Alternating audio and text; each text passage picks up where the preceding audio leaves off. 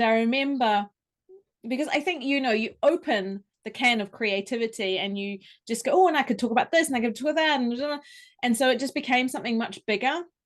And I think it was very helpful for me when we realized that, and you said some of this is a second book. And that freaked me out because I didn't know I was writing one book, let alone two. But that was really helpful to say, okay, I know that when I'm helping people communicate better, it's really important to know who you're speaking to first and what you want them to walk away with. And I always talk about what you want them to think, feel, or do. And so I always have that in mind, but putting into practice in a writing project is a little bit difficult for me.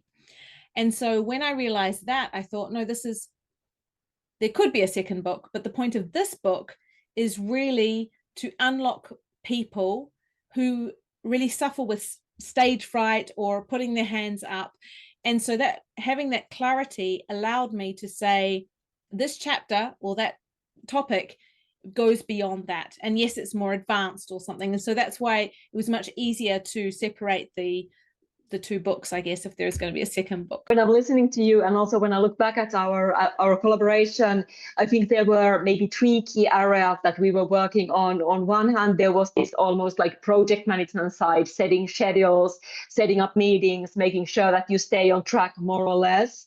And as a second element, the editorial, should this go? Could you clarify this? Could you an example of this? Let's shorten here. And then finally, as a third element, this emotional support, the confidence, the accountability, being there with you, because writing a book, and you wrote yours at the end of the day relatively fast, even though I'm not sure it always felt to you like that. But we went under 6 months, we went from a very raw first draft into something very polished and ready. And it can be a difficult journey on your own, and that's where support can really come in handy.